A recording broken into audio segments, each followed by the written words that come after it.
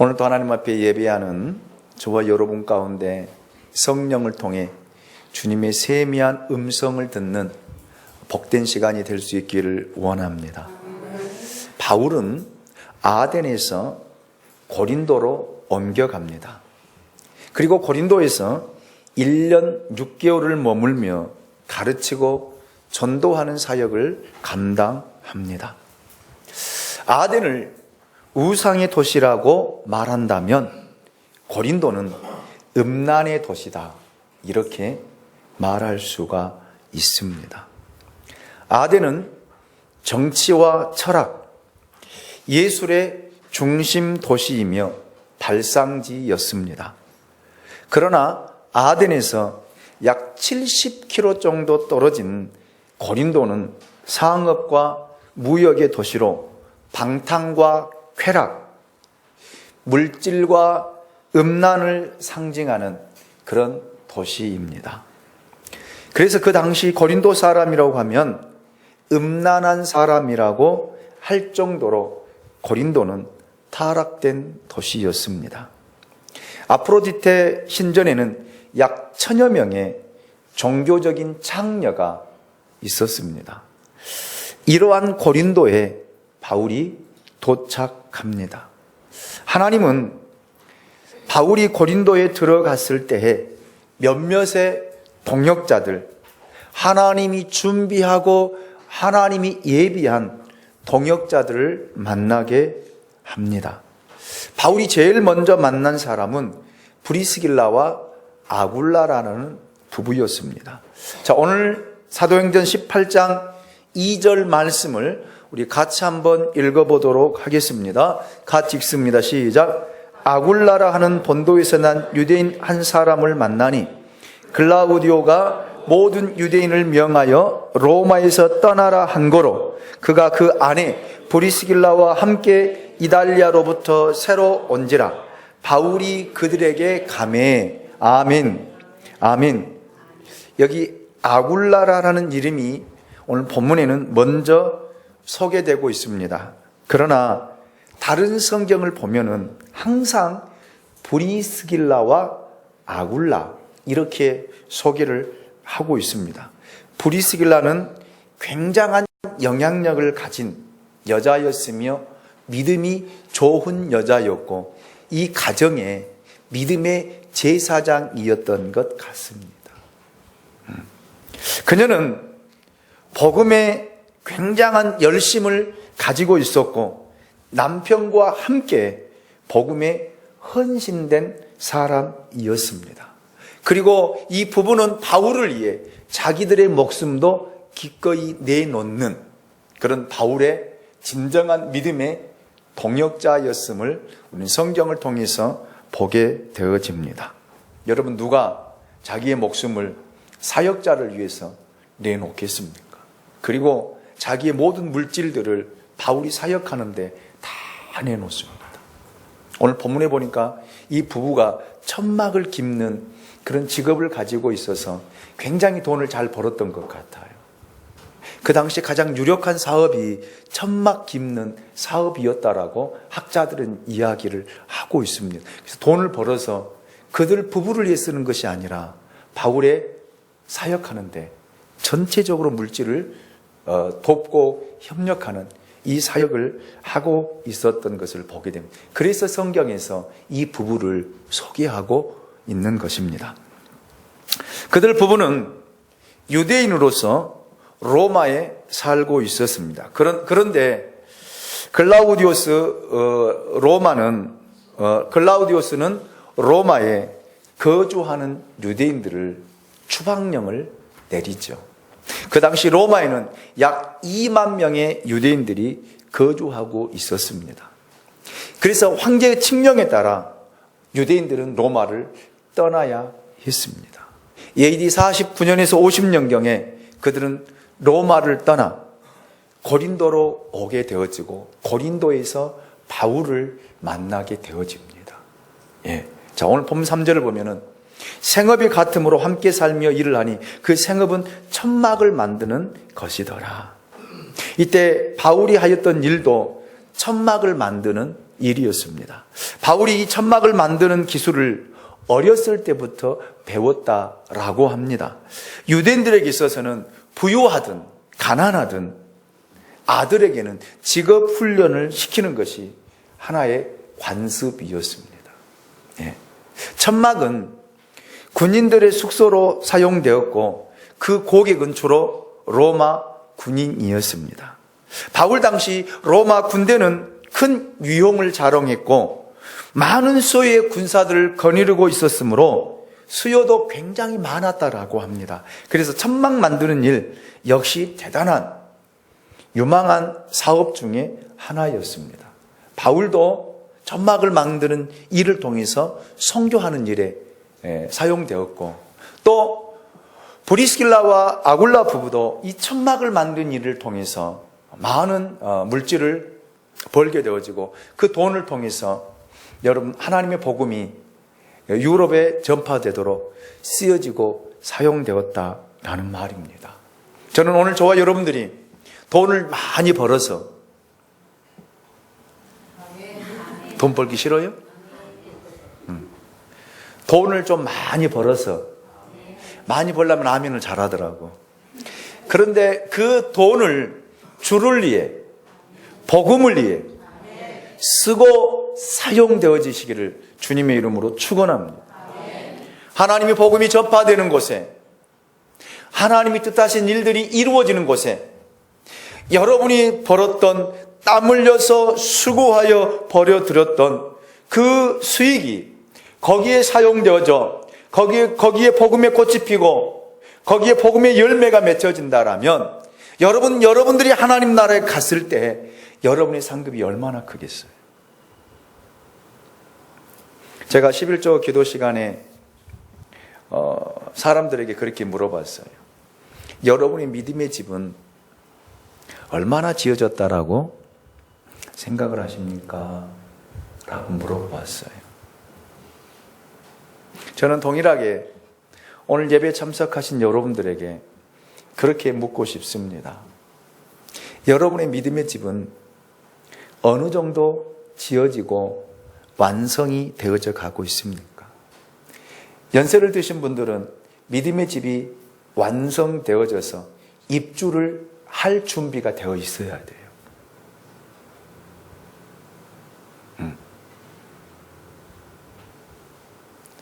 또한 우리 어린 친구들은 지금의 믿음의 기초를 잘 파서 반석 위에 믿음의 집을 지어가야 된다라는 말입니다. 어떠한 비바람이 불고 창수가 나도 무너지지 않는 믿음의 집 말입니다. 여러분이 하나님 나라에 들어가서 살 수 있는 믿음의 집 말입니다. 그 집이 어느 정도 지어졌고 어느 정도 완성이 되어졌으며 어느 정도 세워졌느냐라고 하는 사실입니다. 어떤 사람은 짓고 허물고 또 잘 지어가다가 시험 들면 싹 허물어뜨리고 다시 시작하는 그런 사람들이 부지기수예요. 그래서 집이 지어지지를 않습니다. 그래서 여러분의 집이 하나님 나라에 갔을 때에 정말 어떤 집으로 나는 집이 없어서 문지기 하시렵니까? 다윗이 나는 문지기라도 줬사오니 해서 나는 문지기 하시렵니까? 우리 집 앞에 문지기 하세요. 하시려면. 그러면 내가 잠자는 자리는 제공해 드릴게요.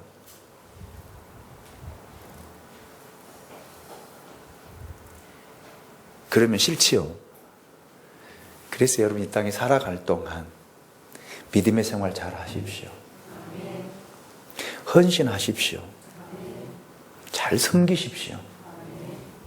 그래야 여러분의 믿음의 집이 아름답고 예쁘게 지어지고, 여러분 요즘에 집을 건축하면 아파트 그 모델 하우스에 가보니까 집이 너무너무 세련되게 여자분들이 살림하기 좋게 정말 잘 지어지더라고요. 전에 지었던 사람, 지어서 지금 10년 이상 사는 사람들은요, 아무리 인테리어를 바꾸고 돈을 투자해도 그 집 못 따라가더라고요. 정말이에요. 제가 한번 모델하우스 가봤거든요. 그런데 부엌 위에도 에어컨이 설치돼가지고 천장에서 찬바람이 나오고요. 냉장고, 김치 냉장고, 또 그냥 일반 냉장고, 오븐기, 또 별것이 다 있대요. 그리고 리모컨은 다 조정이 돼요. 베란다에는요, 시내가 흐르고요.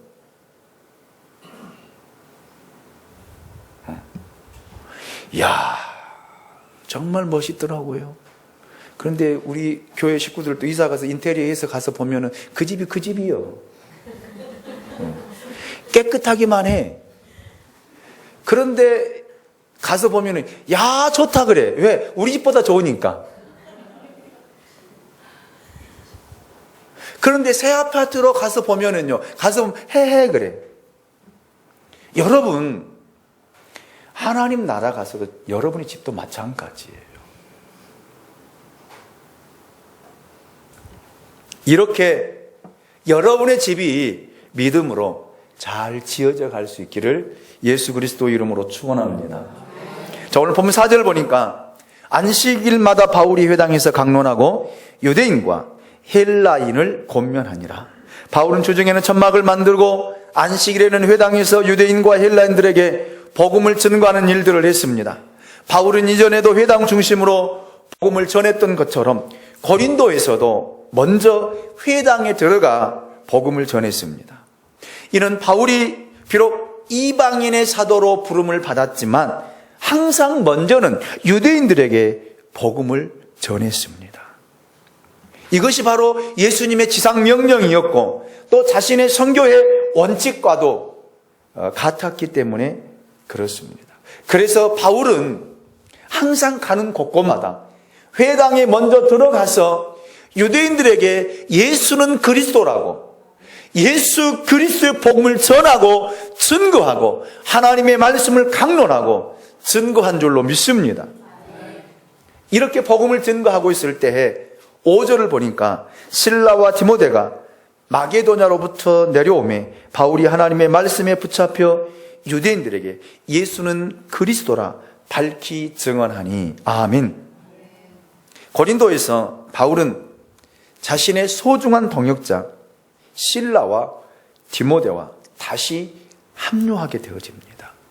일전에 바울은 베레아와 데살로니가에서 유대인들이 벌인 소동 때문에, 유대인들의 박해 때문에 자신의 동역자인 실라와 디모데를 남겨둔 채 바울은 아덴으로 가게 되어집니다. 자, 그러나 바울은 아덴에서 이들과 다시 만나는 듯 했지만 결국 만나지 못하고 이미 세운 교회를 점검하기 위해 실라는 빌립보로 보내고 디모데는 데살로니가로 파송하게 되어져요.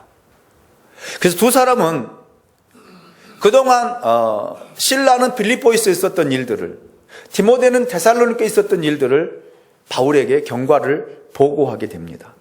디모데는 데살로니가 교회 교인들이 환난 가운데서도 좌절하지 않고 기쁨으로 신앙생활을 잘하고 있는 것과 그리고 그리스도의 재림과 관련해서 약간의 혼란이 생겼다라고 하는 소식을 바울에게 전합니다. 이 소식을 들은 바울이 데살로니가 교회 성도들을 위로하고 격려하며 이런 혼란과 혼돈을 겪지 않도록 편지를 쓴 것이 바로 데살로니가 전서예요. 전서입니다. 그리고 바울은 고린도에서 머문 1년 6개월 동안 그곳 사람들에게 복음을 전했을 뿐만 아니라 멀리 있는 데살로니가 교회 성도들에게도 편지를 써서 믿음을 견고하게 하고 그들을 위로하고 말씀 위에 서도록 그들을 권면했다라는 말입니다. 그리고 실라는 빌립보 교회 소식과 그들이 모금한 헌금을 가지고 돌아옵니다. 이 빌립보 교회의 헌금으로 더 이상 생계 유지를 걱정하지 않게 되었던 바울은 복음 전파에 전념하게 되어지죠. 여러분, 빌립보 교회가 어떤 교회입니까? 바울이 제일 먼저 첫성 마게도냐에 들어갔을 때 하나님이 준비한 사람 누구를 만나요? 루디아를 만나게 되잖아요. 그래서 루디아의 가정에서부터 시작되어졌던 교회가 빌립보 교회예요. 그러니까 몇 명 되지 않아요. 몇 명. 어찌 보면 루디아의 가족들, 그리고 또 누구? 빌립보에서 어떤 일이 있었어요? 귀신 쫓아내면서 감옥에 갇혔을 때 간수장이 가족이 세례를 받고 예수를 믿게, 그 가족과 함께 이루어졌던 교회가 빌립보 교회예요. 그런데 이 빌립보 교회가 바울의 복음 사역을 위해서 그들이 헌금을 합니다. 선교음을 한 거예요. 선교음금. 이 선교음금을 누가? 신라가 가지고 와서 바울에게 줘. 그래서 바울이 이때부터 천막 만드는 일을 하지 않고 복음 전한 일에만 전념하게 되었다라는 사실입니다. 자, 그리고 여기에 보니까 바울이 말씀에 붙잡혔다라고 하는 표현이 있습니다. 사실 바울은 항상 말씀에 붙잡힌 사람이었습니다. 즉, 이 말을 원문 그대로 번역하니까 말씀에 미친 사람, 말씀에 미친 사람이라고 번역이 되어지더라고요. 여러분, 이렇게 바울은 날마다 하나님의 말씀을 읽고 하나님의 말씀을 상고하고 하나님의 말씀을 묵상하고 그 말씀에 사로잡혀 그 말씀에 순종하고 그 말씀대로 살았다라는 그런 말입니다. 이것이 바로 말씀에 사로잡혀 있는 사람, 말씀에 미친 사람의 모습입니다. 저는 여러분에게 묻고 싶습니다. 여러분, 말씀에 사로잡혀 있습니까? 다시 한번요. 여러분, 말씀에 사로잡혀 있습니까? 그렇다면 여러분, 매일매일 말씀을 읽습니까? 매일매일 말씀을 묵상하고 있습니까? 그리고 그 말씀을 지키기 위해서 여러분, 열심히 예를 쓰고 열심히 살고 있습니까? 오늘 제가 중고등부 설교를 하면서 그 설교를 했어요. 하나님이 다윗과 언약을 하면서 그 다윗과 언약을 이루어 가는데 어떻게 이루어 갔다고요? 어떻게 성취했다고요? 하나님도 열심히 사무엘하 7장에 나와 있어요. 하나님도 열심히 그 언약을 이루고 성취해 갔습니다. 아멘입니까? 하나님이 놀면서, 하나님이 바라보면서, 하나님 지켜보면서 그 약속을 성취하는 것이 아니라 하나님의 열심으로, 할렐루야! 그렇다면 여러분이 하나님의 말씀을 이루고 말씀대로 살기 위해서 여러분이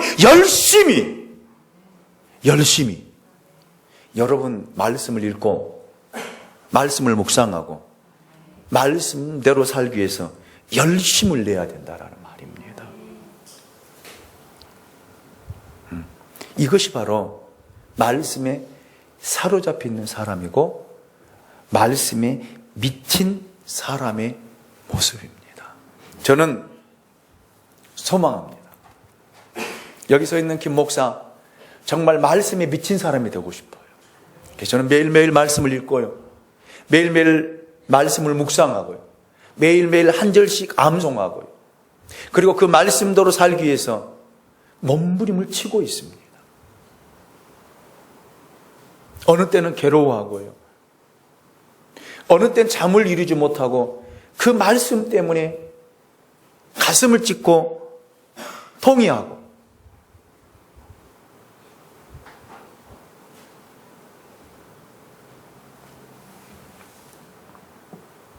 몸부림을 치며 서 있는 제 모습을 저는 발견하기도 합니다.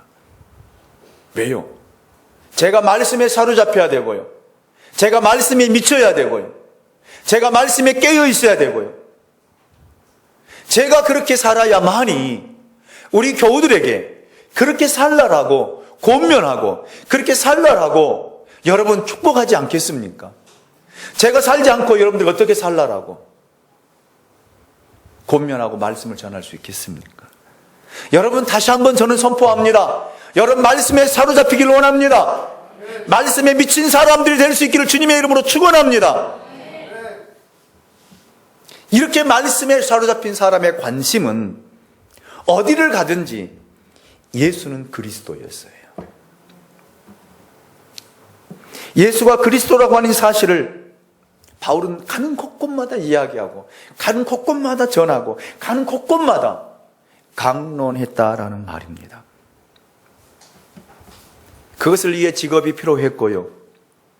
그것을 위해서 바울의 인생이 존재하고요. 삶이 있었던 이유입니다. 여러분이 존재한 이유, 여러분이 매일매일 살아가는 삶의 이유가 뭡니까? 한번 물어봅시다. 여러분 각 사람이 여러분 마음으로 대답해 보시기 원합니다. 왜 여러분 존재가, 여러분 자신이 존재하고 여러분이 왜 하루하루의 삶을 살아가십니까? 왜 하나님이 여러분의 생명을 유지시키고 왜 하나님이 여러분을 이 땅 가운데서 살아가도록 허락하셨을까요? 이유가 뭘까요? 우리 가정을 지키기 위해서요? 우리 자녀들을 키우기 위해서요? 그것입니까?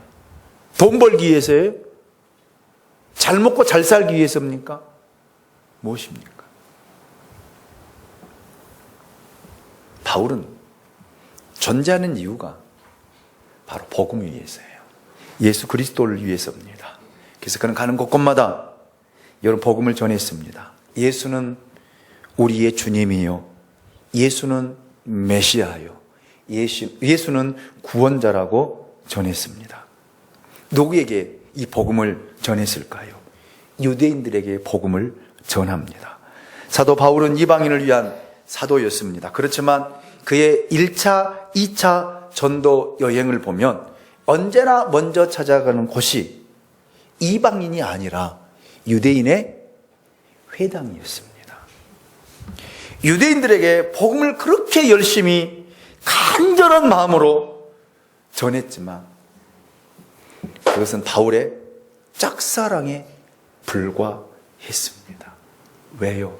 안 받아들이니까. 왜요? 안 받아들이니까. 안 믿으니까.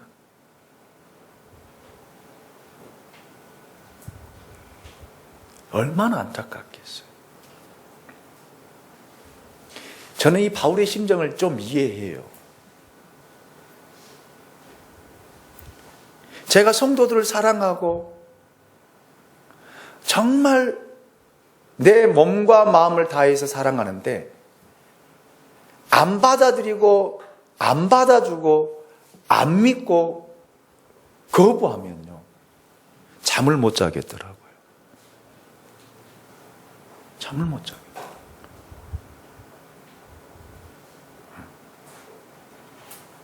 바울이 그랬어요. 바울이 안 믿을 뿐만 아니라 반항하고 대적하고 회방했습니다. 여러분, 이방들은 복음에 찌꺼기만 주어도 흥분하고 감동하고 감격하고 받아들이고 수용하고 거기에 기적이 일어나는데 진정 복음을 받아들여야 할 선택된 유대인들은 안 받아들이고 거부했다라는 말입니다. 그래서 어느 때는 저도 그런 생각을 해보거든요. 내가 이 사랑을 다른 사람에게 이 정도로 준다라면 어떤 반응이 나타나고 어떤 일이 벌어질까? 어떤 역사가 일어날까? 이런 생각 말이에요.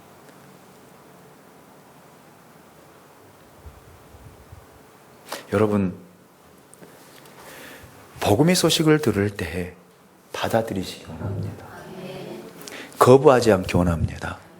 아멘입니까? 아멘입니까? 예. 자, 볼까요? 6절을 같이 한번 읽어봅시다. 6절입니다. 같이 읽습니다. 시작. 그들이 대적하여 비방하거늘 바울이 옷을 털면서 이르되 너희 피가 너희 머리로 돌아갈 것이요 나는 깨끗하니라. 이 후에는 이방인에게로 가리라 하고. 아멘. 유대인들이 바울을 거부하고 반항하고 대적하고 회방하니까 바울이 거기에서 옷을 털어버립니다. 그리고 나는 너희에게 이렇게 선포한다는 거예요. 너희 피가 어디로 돌아간다는 거예요? 머리로 돌아갈 것이다. 하나님이 반드시 징계하고 징벌하고 하나님이 심판하실 것이다. 하나님이 다시 말해서 거기에 대한 묻겠다는 거예요. 묻겠다는 거예요. 나는 그 대신 깨끗하다. 왜? 하나님이 주신 마음을, 하나님 주신 말씀을, 하나님 주신 사명을 따라 나는 너희들에게 선포했고, 나는 너희들에게 증거했고, 나는 너희들에게 가르쳤고, 나는 너희들에게 이야기했으니 나는 너희들에게 아무런 걸림이 없다. 깨끗하다는 거예요. 깨끗하다는 거예요. 그래서 나는 이제 이방인에게로 가겠다는 거예요. 너희들이 받아들이지 않으니까, 너희들이 수용하지 않으니까 너희 핏값은 너희 머리를 통해서 찾을 것이고 나는 이제 이방인에게로 가겠다 라고 하면서 자기 옷을 탈탈탈탈 털어버리잖아요. 이건 말로 할 수 없는 저주입니다. 마지막 저주예요. 예수님도 그랬잖아요. 예수님이 나사렛 가서 복음을 전할 때 그 고향 사람들이 받아들이지 않고 거부할 때 신발에서 뭐를 털어버리라고 그랬어요? 먼지를 털어버리라는 것은 하나님이 너를 뭐 했다는 거예요? 버렸다는 거예요. 그 표시예요. 그 표시입니다. 그래서 저는 사역자들이 지금까지 한 번도 뭐 그렇게 한 사람 못 봤어요. 그런데 정말 박해하고 핍박하고 하는 사람, 저는 그걸 봤거든요. 다시는 당신의 가정을 위해서 기도하지 않고 나는 벗어나겠다고 털어버리니까. 여러분 보세요. 그것이 바로 우리 노예 안에 속해 있는 교회에서 일어난 일이에요. 저에게 그 목사님 울면서 전화해서 상담했던 겁니다. 교회 권사님 그 딸이 24살인가 되었는데 자고 나니까 죽어 있더래요. 그래서 목사님한테 전화해서 목사님 딸이 죽었어요. 빨리 오라. 가보니까 죽은 거예요. 그런데 그 전날 그 목사님이 교회에서 그 선언을 한 그 다음 날이에요. 그러고 이야기하던 거예요. 나한테 전화가지고 목사님 어떻게 하면 좋습니까? 이거 어떻게 해야 되나? 너무너무 두렵고 너무너무 무섭다는 거예요. 목사님이 발발발발 떨면서 전화한 거예요. 그래서 왜 교회에서 그런 선언을 했냐? 조금만 참지. 조금만 참. 그러니까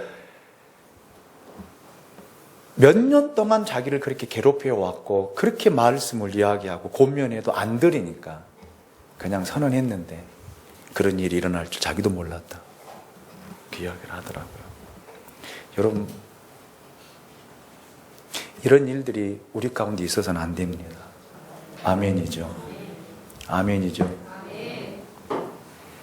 여러분, 그래서 유대인들이 여러분 얼마나 박해를 받고 핍박을 받고 끌려가 처형되어지고 여러분 유대 나라가 여러분 멸망되어지는 모습을 우리가 보잖아요. 그러는 것처럼 여러분 저는 여러분들에게 주의 종들이 축복할지언정 여러분 저주적인 말을 해서는 절대 안 됩니다. 아멘이죠. 여러분들에게 축복이 있을지어다 라고 축복하고 격려하고 여러분을 위로하고 세워가는 일을 해야 돼요. 그렇기 때문에 여러분 주의 종들이 여러분을 권면할 때 여러분 귀담아 들을 수 있기를 원합니다. 아멘이죠. 바울이 나는 상관이 없다는 거 이제. 왜? 나는 선언했기 때문에. 나는 선포했기 때문에. 하나님이 내게 주신 말씀을 선언했고 하나님 내게 주신 말을 나는 가르쳤고 나는 하나님 주신 내 마음을 나는 그대로 너희들에게 표현했고 증거했다는 거예요. 예.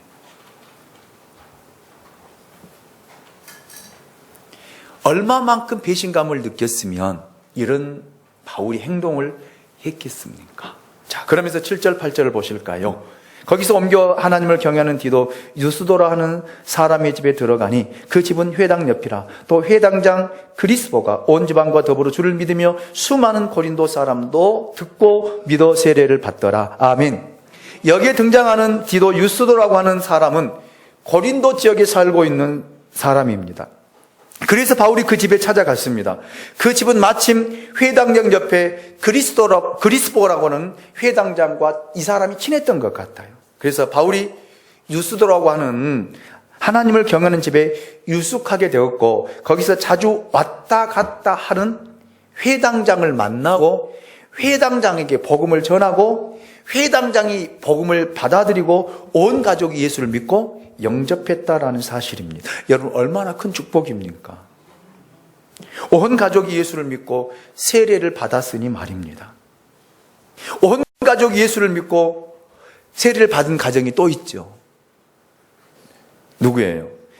먼저는 고넬료 가정, 그리고 사도행전 16장의 간수장의 가정.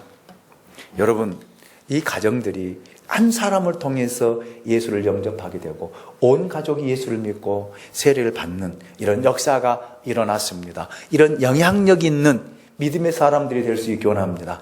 여러분 한 사람 때문에 여러분의 가정 예수를 믿고 여러분 한 사람 때문에 온 가족이 세례를 받고 한 사람 때문에 가정이 든든히 서가는 믿음의 역사들이 일어나기를 주님의 이름으로 축원합니다. 그런데 그리스보는 회당장에 관하여 또 한 가지 특이한 일이 기록되어 있습니다. 그 사람 때문에 고린도에 있는 많은 사람들이 예수를 믿게 되었다. 할렐루야. 그의 온 집이 예수를 믿으며 더불어 많은 사람들이 예수를 믿고 세례를 받았다라는 사실입니다. 여러분 세례가 무엇입니까? 그리스도와 연합했다라는 의미입니다. 세례를 받았다는 것은 그리스도의 몸과 연합하여 그의 몸된 교회를 이루어 간다라는 의미가 담겨져 있습니다. 이런 믿음의 역사들이 지금 일어나고 있어요. 그런데 여러분 보세요. 이런 믿음의 역사들이 일어나니까 또 누가 활기를 치는 거예요? 사단이요. 한번 볼까요? 9절 10절을 우리 같이 한번 읽어보도록 하겠습니다. 같이 읽습니다. 시작. 밤에 주께서 환상 가운데 바울에게 말씀하시되 두려워하지 말며 침묵하지 말고 말하라. 내가 너와 함께 있음에 어떤 사람도 너를 대적하여 해롭게 할 자가 없을 것이니 이는 이 성 중에 내 백성이 많음이니라 하시더라. 아멘. 여기 보면은요, 바울이 이렇게 복음을 전하니까 믿음의 역사들이 일어납니다. 예수를 영접하고 고린도 사람들이 예수를 영접하고 변화의 역사들이 일어납니다. 그러니 여러분 사단이 가만히 있겠습니까? 사단이 또 흔들어대는 거예요. 사단이 흔들어대는 거예요. 사단이 무너지게 하는 거예요. 바울이 얼마나 갈등했겠습니까? 또 이 지역을 떠나야 되나? 고린도를 떠나서 어디로 가야 되나? 이런 마음의 갈등이 일어날 때에 여러분 성령께서 바울에게 주께서 환상 가운데 메시지를 준 줄로 믿습니다. 첫 번째 메시지는 두려워하지 말라는 것입니다. 두려워하지 말라는 것. 전도와 선교의 최대 적은 두려움입니다. 우리 인생에 있어서 가장 큰 적이 뭐냐면 두려움이에요. 두려움입니다. 사람이 두려움에 한 번 사로잡히면 어쩔 줄 몰라 합니다. 공포에 사로잡히면요 아무것도 하지 못해요. 아무것도. 그런데 여러분 이 두려움 뒤에는 사단이 있습니다. 사단의 역사가 있습니다. 사단에게 미혹되어 사람들은 굉장히 열심히 두려워합니다. 한번 어떤 일을 겪고 나면요 트라우마가 생기고 그 트라우마 때문에 어떤 이야기만 들어도 깜짝깜짝 놀라고 두려워합니다. 여러분 사단이 주는 거예요. 아멘입니까? 그때 여러분 선포하십시오.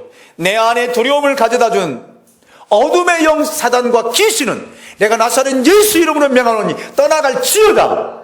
아멘. 떠나갈지어다. 선포하면 두려움이 사라집니다. 근심 걱정이 사라집니다.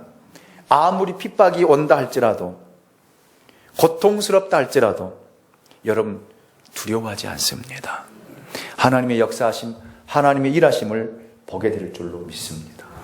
두 번째 메시지는요, 침묵하지 말고 말하라는 거예요. 그리스도와 같은 유력한 자들이 개종하고 수많은 고린도 사람들이 복음을 받아들이자 유대인들은 당황하면서 바울의 신변에 위협을 가하고 협박을 했습니다. 이런 가운데 바울이 더 이상 말할 수 없는 그런 환경이 된 거예요. 상황이 된 거예요. 얼마나 위축되었겠습니까? 얼마나. 그런데 주께서 말씀하시기를 침묵하지 말고 말하라는 거예요. 아멘입니까? 아멘입니까? 여러분에게 하지 못하도록 방해하고 여러분에게 두려움을 가져다 줄 때에 사단이 여러분에게 역사하고 있는 줄 알고 더 강하게, 더 담대하게, 당당하게, 아멘! 더 당당하게 헤쳐나갈 수 있기를 주님의 이름으로 축원합니다. 이거 하나님의 역사예요. 하나님의 일하심입니다. 예, 교회가 부흥하고 성장하려고 하면 사단은 가만히 있지 않습니다. 방해합니다. 교회를 흔들려고 합니다. 그래서 여러분, 교회가 거기 위축되어지고 목회자가 굉장히 위축되어져요. 이제 행동을 어떻게 해야 되나? 말은 어떻게 해야 되나? 어떻게 내가 움직여야 되나? 어떻게 관계를 가져가야 되나? 이런 생각들을 굉장히 많이 하는데, 여러분, 저도 하나님 앞에 기도하면서 고민과 갈등을 할 때 주께서 주신 말씀이 담대하라는 거예요. 정면 돌파하라는 거예요. 정면 돌파. 왜요? 세 번째 메시지가 있기 때문에 그러는 거예요. 자, 세 번째 메시지. 내가 너와 함께 있을 것이다. 할렐루야. 이것이 있기 때문에 강하고 담대한 거예요. 아멘입니까? 왜요? 주님은 믿음의 사람과 함께 합니다. 주님은 말씀에 순종하는 사람과 함께 합니다. 그렇기 때문에 두려워하지 않기를 원합니다. 자, 그러면서 네 번째 메시지는요, 너를 대적할 자가 없을 것이다. 바울을 대적하는 자나 핍박하는 자가 전혀 없을 것이다 라는 의미가 아닙니다. 원문을 보면 그 의미가 아니더라고요.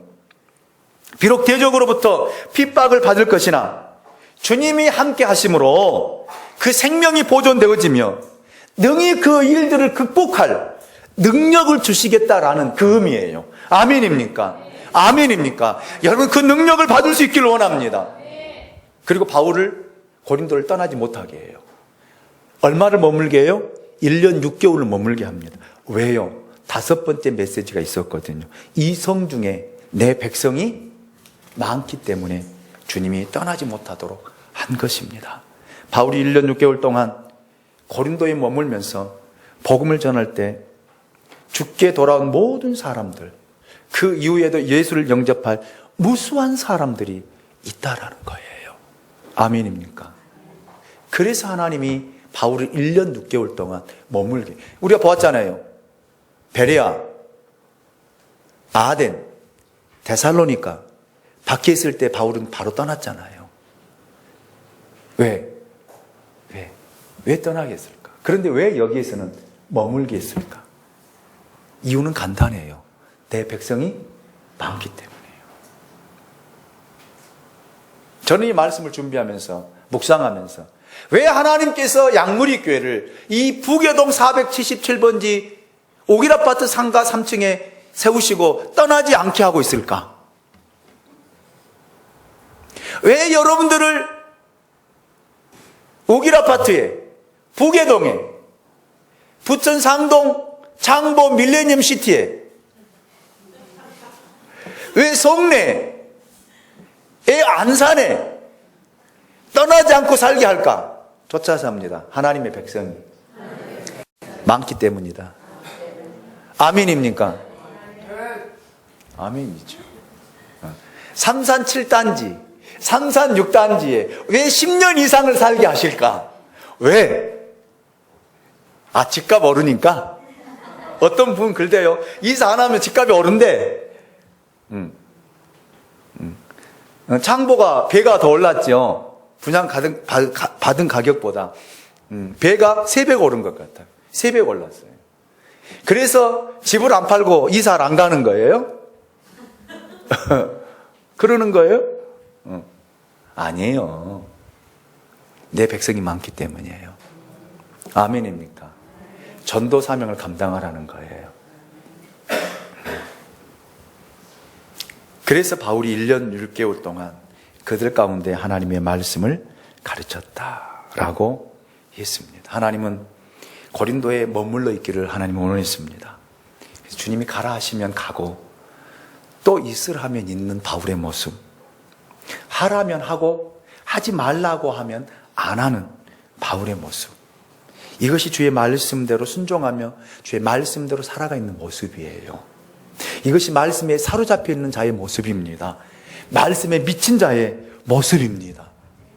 여러분, 주님이 가라는데 왜 안 가요? 왜 하라고 하는데 안 합니까? 왜 하지 말라고 하는데 하냐 이 말이에요. 왜? 그러면 또 그렇게 이야기, 나는 내 자존심이 세서, 내 자존심이 세고 내 생각이 깊고 내 사고가 깊고 그러니까 아니에요. 말씀이 하라면 하십시오. 하지 말라면 하지 마십시오. 가라면 가십시오.